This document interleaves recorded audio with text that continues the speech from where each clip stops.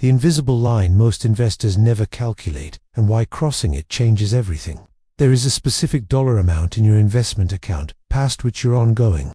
Contributions to retirement become almost mathematically irrelevant. Not useless, not unimportant, almost irrelevant. The reason nobody has given you this number is not that the formula is complicated. The calculation takes about 5 minutes with a phone calculator. The reason is that there are multiple industries with enormous collective revenue that have a direct financial incentive to ensure you never stop feeling like you need their help. Consider two people on opposite ends of this problem. Thief spent 15 years at a major technology company, maxed his retirement account every year without exception, drove the same used car for nearly a decade, and built $750,000 by his early 40s. Then he left to take a lower-paying role doing work he actually wanted to do. His colleagues were concerned. His parents called less frequently. But here is what nobody in that story understood. Even if he never contributed another dollar to any investment account for the rest of his life, not a single cent, that $750,000 compounds to approximately $2.3 million in today's purchasing power by age 65 at a 5% real return. Conservative, he had not lost his mind. He had crossed an invisible mathematical line and made the rational decision to stop behaving as though he had not. The second person is a 51-year-old with $1.2 million in invested assets, still working 70-plus-hour weeks, with a $2 million target lodged in his head that he will not allow himself to breathe until he reaches. He has detailed spreadsheets. The spreadsheets are meticulous. The core assumption is completely wrong, because if he stopped contributing today, never invested another dollar, that $1.2 million compounding at 7% grows to approximately $2.7 million by age 65. He is already mathematically guaranteed to exceed the number he is grinding himself into the ground to reach. Nobody told him. Nobody in his professional orbit profits from telling him, and so the treadmill continues. Both of these people crossed the same invisible threshold, a threshold with a name, a formula, and a number you can calculate in minutes with information you already have. The two horses, one mental image makes the math click faster than any formula. Imagine your path to retirement as a carriage being pulled up a mountain by two horses. The first horse is your contributions, every paycheck you redirect into your retirement accounts, every dollar you manually move from spending into investing. In the early years of your financial life, this horse is doing almost all the work. Remove the contributions and the carriage stops. The second horse is compounding.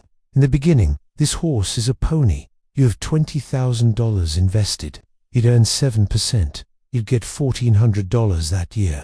Meanwhile, you are contributing $20,000 manually. The pony is technically present. Nobody's counting on it for anything serious. Here is what nobody explains clearly enough. These two horses do not stay equal. One gets tired, the other gets stronger. And at a very specific, calculable point on the mountain, the compounding horse becomes powerful enough that even if the contribution horse collapses completely and stops pulling, the carriage still reaches the top. That exact calculable moment is what this entire video is about. When contributions stop being the main engine, the standard financial advice is built around a single assumption. Your contributions are always the most important variable in your wealth-building journey. Max your accounts. Increase your savings rate. The more you put in, the better. In the early years, this is completely correct. The contribution horse is everything. But here is the reversal that changes the entire picture once you see it clearly. Assume you are contributing $20,000 per year at 7% annual nominal return, conservative based on long-run historical stock market performance. When your portfolio is at $100,000, 7% returns, $7,000. Your $20,000 contribution is doing 74% of the annual portfolio growth. You are the engine. Compounding is a modest assist. At $300,000, 7% returns, $21,000. You and compounding are essentially splitting the load, 50-50. The pony became a real horse. At $500,000, 7% returns, $35,000. Your contribution is now doing only 36% of the annual portfolio growth. Compounding is the main character. You are support staff. At $1 million, 7% returns, $70,000. Your $20,000 contribution represents less than 22% of total annual portfolio growth. The compounding horse is pulling more than 3 times harder than you are. This is where the phrase, "it gets easier after the first few 100,000 actually comes from. Not motivation, not a manifesto. It is mechanical. The contribution horse has not gotten stronger. You are still depositing the same amount. But the compounding horse has grown large enough to carry real weight. Two concepts most people confuse into one. Here is where most people go wrong. They hear about the point where compounding exceeds contributions and assume that is the finish line, the moment they can stop worrying about retirement. It is not. It is one of two distinct concepts, and confusing them produces decisions that waste years in both directions. The first concept is the crossover point, the specific moment when your portfolio's annual dollar return exceeds your annual contribution. At $20,000 per year and 7% growth. This happens at approximately $286,000 in portfolio value.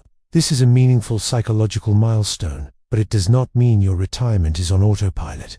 Your contributions still meaningfully accelerate your timeline. The second concept is what is commonly called a coast number, and this is the actual line. Your coast number is the specific portfolio balance today that, with zero future contributions, will compound into your complete retirement target by your chosen retirement date. It does not mean stop working. It means you are no longer financially dependent on your current income to fund your retirement. You can take a lower paying role you actually want. You can start a business. You can negotiate from genuine indifference. You can stop feeling like one layoff or one medical event unravels a decade of progress. Feed the second horse enough, and eventually it carries the carriage alone. The coast calculation tells you when enough has been reached. The formula here is the complete calculation, including the step most tools skip, the one that changes the answer by hundreds of thousands of dollars. Step 1. Determine your target annual spending in retirement. Not current spending, a deliberate estimate of what you want your life to cost when you are no longer working. We'll use $65,000. Step 2. Subtract reliable non-portfolio income. Social Security is the primary source for most people. The Social Security Administration provides a reasonably accurate projected benefit based on your actual earnings history. We will use $20,000 annually. Your portfolio needs to generate $45,000 per year. Step 3. Divide by 4%. This is the historically derived safe annual withdrawal rate for a balanced portfolio across 30-year retirement periods. Drawn from long-running research on sustainable withdrawal rates. 45,000 divided by 0.04 equals $1.125 million. That is your target portfolio. Step 4. The step most calculators skip entirely. Reverse compound your target portfolio back to the present day. The formula: your target portfolio divided by 1 plus your expected real return, raised to the power of years until retirement. Real return is nominal return minus inflation. Historically around 5% for a diversified equity portfolio, assuming roughly 3% inflation against 8% nominal. If you are 35 and planning to retire at 65, that is 30 years. 1.05 to the 30th power equals approximately 4.32. 1.125 million divided by 4.32 equals roughly $260,000. $260,000. That is the coast number for a 35-year-old targeting $65,000 in annual retirement spending with a modest Social Security benefit. If you are 35 and you have $260,000 invested today, your retirement is mathematically secured without another dollar of contributions. The second horse is strong enough. The carriage will reach the top. Every dollar you contribute from here forward is optional, enrichment, not structural requirement. A real scenario with real numbers. A 38-year-old software engineer, earning $130,000 annually, started investing at putting 15% of gross income away every year, approximately $19,500. 13 years of consistent contributions, no major interruptions. Portfolio today, $420,000. She wants to retire at 60, 22 years from now. Target annual retirement spending, $60,000. Social Security estimate based on our actual earnings history, $22,000 per year. Portfolio income needed, $38,000 annually. Target portfolio, $950,000 using the 4% rule. Coast number, 950,000 divided by 1.05 to the 22nd power.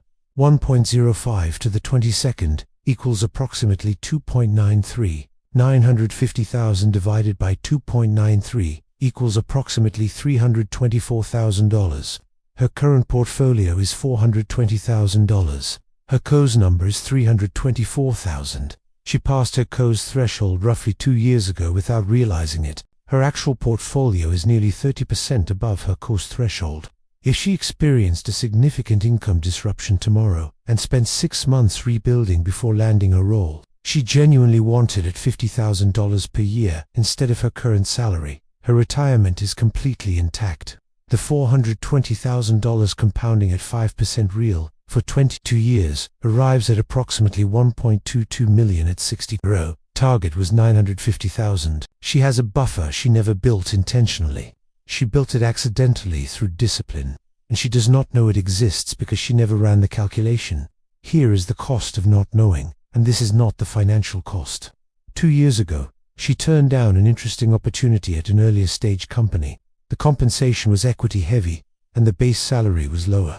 She declined because the financial uncertainty felt too risky compared to her current income. She made that decision from a position of perceived financial scarcity that the math does not support. 2 years of professional decisions made from the wrong position that compounds too, just not in the direction you want. Why the advisor never mentioned it. There is a structural reason the conversation about cost numbers rarely happens in a financial planning context. At 1% assets under management on a $500,000 account, the annual advisory fee is $5,000. The conversation where an advisor says your cost number is $427,000 and you cleared that a year ago generates zero in advisory activity. The conversation where an advisor says, let's revisit your growth allocation for the next phase, potentially generates planning fees, transaction fees, and continued management fees. This is not a conspiracy, it is an incentive structure. Incentives do not require coordination to produce consistent behavior. They produce it automatically, invisibly, across thousands of advisors and millions of conversations. No one lied. No one pulled strings. The structure produced exactly the outcome each party's incentives pointed toward. Keep that in mind when you are deciding whose instinct to trust about whether you are done yet. The psychology problem the formula does not fix. Most people who discover they have already crossed their cost threshold do not immediately feel relief. They feel anxiety about feeling relief. Behavioral research has consistently found that people experience the pain of a financial loss approximately twice as intensely as the pleasure of an equivalent gain. This asymmetry, commonly called loss aversion, is deeply wired. It was useful when resources were genuinely scarce and a bad season could be fatal. When someone has already crossed their cost number and is sitting on a portfolio well above their threshold, it is a lie their nervous system keeps telling them about a problem they no longer have. There is also a compounding effect of scale that works against calm. When a portfolio was $50,000, a 30% correction was $15,000, painful but mentally survivable. With $500,000, a 30% correction is $150,000. The same percentage decline feels 10 times worse in absolute terms. Even though the portfolio is proportionally just as resilient, the fear grows faster than the account balance, and eventually the fear is running the show. The practical cost of this is not abstract. Every high-stress project accepted out of economic obligation rather than genuine interest. Every negotiation lost because walking away feels financially impossible. Every Sunday evening spent running catastrophe scenarios instead of recovering. These are real years, the one asset that compound interest cannot generate retroactively. The formula tells you where you are in the math. The harder question is what you do with it psychologically. 3 levels worth understanding. Level 1 is the crossover point, the moment your portfolio's annual dollar return exceeds your annual contribution. At $20,000 per year and 7% growth. This happens at approximately $286,000. This does not mean stop contributing. It means you are no longer the only engine. Most people who have crossed this point have no idea. They are running with the urgency and anxiety of year 2 of their investing journey, and that urgency at this stage produces more cortisol than it produces better outcomes. Level 2 is your cost number, the specific reverse compounded figure that tells you when the carriage reaches the top regardless of future contributions. Above this threshold, every dollar you contribute is a choice, not an obligation. That distinction is real and should feel meaningfully different. Level 3 is full financial independence. The portfolio that sustains your complete target lifestyle on 4% withdrawals indefinitely, accounting for market volatility across a 30-plus year retirement. This is the complete summit. Most financial planning conversations exist entirely at level 3, as though levels 1 and 2 do not exist. This framing strips you of every psychological benefit available at the earlier checkpoints. It guarantees you will feel insufficient until the very last milestone, and often a decade beyond it. 3 things to do this week. First, calculate your cost number. The formula: subtract reliable non-portfolio income from target annual retirement spending. Divide by 4% to get your target portfolio. Then divide that target by 1.05 raised to the power of years until your target retirement age. That is your COS number in today's purchasing power. Write it down. Literally write it down. If you are below it, feed the contribution horse. Automate contributions and do not complicate this phase by chasing yield or timing the market.